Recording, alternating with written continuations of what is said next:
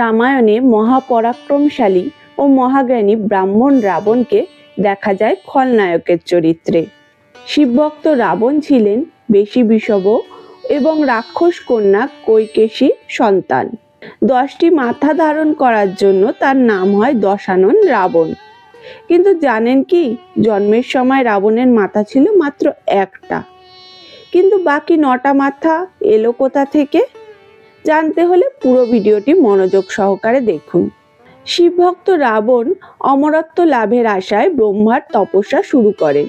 রাবণের এই দুরভিসন্ধি বুঝতে পেরে দোটানায় পড়েছিলেন স্বয়ং ব্রহ্মদেব। তার তপস্যায় সন্তুষ্ট হয়েও তাকে বর প্রদান করার ভয়ে প্রকট হননি তিনি। কিন্তু রাবণ ছিলেন একগুঁয়ে ও জেদি স্বভাবের, তিনিও হাল ছাড়ার পাত্র নন। বহু বছর তপস্যা করার পর বর না পেয়ে নিজের মস্তক ছেদন করে দেন রাবণ। অবাক করার মতো বিষয় হলো, সেই মুহূর্তে অপর একটি মাথা জন্মায় তার ঘাড়ে। এভাবে রাবণ মোট 10 বার মস্তক ছেদন করতে থাকেন এবং সেই মুহূর্তে তার ঘাড়ে অতিরিক্ত একটি করে মস্তক জন্মাতে থাকে। অবশেষে 10টি মাথা জন্মাবার পর বাধ্য হয়ে ব্রহ্মদেব রাবণের সামনে প্রকট হন। ফলে জন্মগত মাথার পরিবর্তে ব্রহ্মার আশীর্বাদে রাবণ ফিরে পান তার নতুন 10টি মাথা এবং সেই 10টি অদ্ভুত মাথা শোভা পায় রাবণের ঘাড়ে। রাবণ ব্রহ্মার কাছে প্রথমেই অমরত্ব বর চেয়ে বসেন, কিন্তু ব্রহ্মা তা দিতে অনীহা প্রকাশ করেন এবং তার পরিবর্তে পরম জ্ঞানী ব্রহ্মা রাবণকে অমৃত কলস প্রদান করেন, যা অমরত্বের সমতুল্য। এই অমরত্বের কলস রাবণ তার নাভিতে স্থাপন করেছিলেন। মহাপণ্ডিত রাবণের বেদ ও বাস্তু জ্ঞান ছিল নখদর্পণে। কোনো পণ্ডিত রাবণের এই মাথাকে অহংকারের প্রতীক হিসাবে চিহ্নিত করলেও এটি ছিল আসলে বিভিন্ন প্রকার শৌর্য ও ভালোবাসার প্রতীক। রাবণের প্রথম মস্তকটি হলো ভালোবাসার, নিজের প্রতি ভালোবাসার চিহ্ন।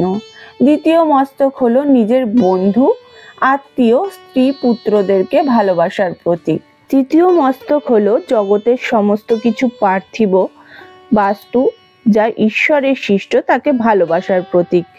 চতুর্থ মস্তক অপরের প্রতিভাকে সম্মান করার প্রতীক। পঞ্চম মস্তক হলো গুরুজনদেরকে সম্মান করার প্রতীক। ষষ্ঠ মস্তকটি অল্প বয়সীদের ভালোবাসার ও স্নেহ করার প্রতীক। সপ্তমটি হলো নিজেকে বিশ্বশ্রেষ্ঠ হিসাবে তুলে ধরার প্রতীক। অষ্টম মস্তকটি হলো অনুতাপ ও সততার প্রতীক। নবম মস্তকটি হলো কামনা, বাসনা, লালসার প্রতি আসক্ত হওয়ার প্রতীক এবং দশম মস্তকটি হলো মান, সম্মান, খ্যাতি ও অর্থ লাভের উচ্চাকাঙ্ক্ষার প্রতীক। সবকিছু বিচার বিবেচনা করলে দেখা যায় রাবণের এই 10টি মাথাই তার অতিরিক্ত অহংকার ও দাম্ভিকতার কারণ, যার ফলে রাবণ ধ্বংস হন। রাবণের এই 10 মাথা জাগতিক সমস্ত কিছুর প্রতি কামনা বাসনার ভরিয়ে তোলে রাবণের মনকে। এই সীমাহীন অমানবিক চাহিদাই রাবণ সহ তার সমস্ত পরিবারকে পতনের দিকে ঠেলে দেয়।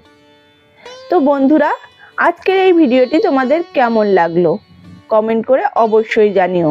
ভিডিওটি ভালো লেগে থাকলে লাইক ও শেয়ার করো, আর আমাদের চ্যানেলটিকে সাবস্ক্রাইব করে বেল আইকনে ক্লিক করে রেখো পরবর্তী ভিডিওগুলির নোটিফিকেশন পাওয়ার জন্য। তো আজকের জন্য এইটুকুই। নতুন একটি কাহিনী নিয়ে খুব শীঘ্রই হাজির হয়ে আসছি। নমস্কার।